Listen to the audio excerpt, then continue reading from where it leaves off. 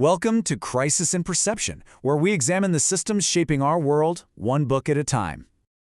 So, for this explainer, we're jumping right into William J. Dobson's The Dictator's Learning Curve, and we're going to try to understand something really crucial: how modern authoritarian systems are managing to adapt and even thrive in our super-connected digital world. And that really is the central puzzle, isn't it? I mean, think about it. With the rise of democracy, the internet, global media, authoritarianism was supposed to be on its last legs, but it's still here. So what gives? How are they pulling this off? Well, to get our heads around this, Dobson offers up this really powerful metaphor. It basically reframes the entire problem. So I want you to forget that old image of some crumbling stone fortress, Instead, think of it like software.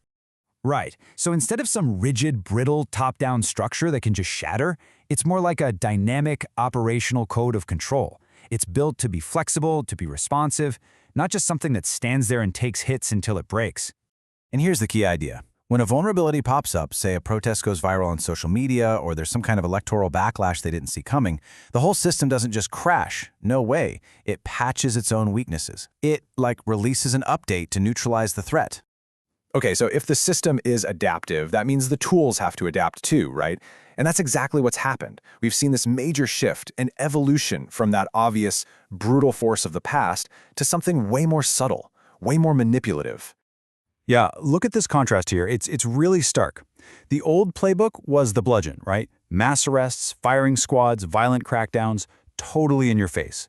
But the new tools, they're like a scalpel.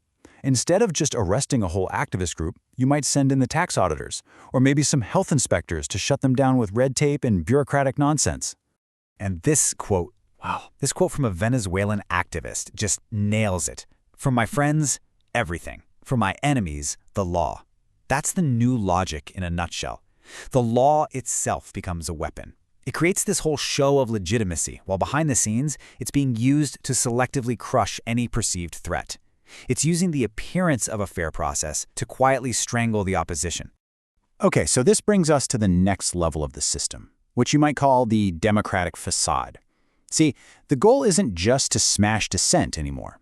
It's more sophisticated.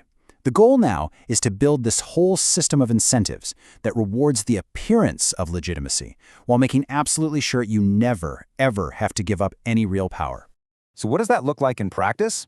Well, the system is designed to churn out these institutions that look totally democratic on the outside, but on the inside, they're completely hollow. So yeah, you get to have elections, but surprise, surprise, the ruling party never actually loses. Or take the media. The system allows a few critical outlets to exist, A couple of newspapers, maybe a few blogs here and there, but it makes damn sure they never get big enough or influential enough to actually threaten the state's main story. It's the illusion of a free press, without any of the real substance. And this is where it gets really clever, showing just how sophisticated these systems can be. Some regimes will literally create their own opposition parties. It's all just political theater. And the crazy part is, this controlled, fake dissent actually makes the regime look stronger, more tolerant, more democratic. It reinforces their dominance. So, you might be wondering, okay, this is all very clever, but how do these systems actually endure? Why don't they just collapse? Well, a massive part of the answer is that they are not acting alone. They aren't isolated.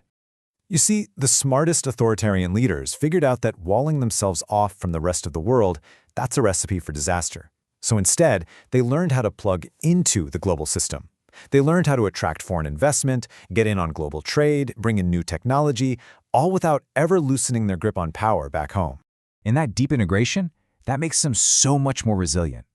Think about it. If a country is a crucial link in the global supply chain, well, now a bunch of other powerful nations have a real financial stake in keeping things stable there. It makes it incredibly difficult to challenge that regime from the outside. And all of this, it brings us back to a fundamental challenge, really. It's a challenge in how we even see these systems in the first place. This right here, this is the crisis in perception. When we just focus on one single tactic, like, oh, they're censoring the internet, or look at that rigged election, we're missing the forest for the trees. We fail to see the entire interconnected, adaptive architecture that's holding the whole thing up. We're mistaking the shiny facade of these individual institutions for the actual reality of the system underneath. And that, right there, is the huge mental shift that Dobson's work gives us. We're not dealing with some static, old-school strongman anymore. What we're actually up against are dynamic, learning systems. Systems that are constantly, relentlessly adapting in order to survive. And just recognizing that, that's the crucial first step. This project is free and publicly accessible. If you'd like to support the time, tools, and research behind Crisis and Perception, you can become a supporter on Patreon. For a longer audio-based analysis of this topic, see the deep dive linked in the description. If you enjoy this kind of systems-level analysis, please like, subscribe, and comment with books or topics you'd like us to explore next.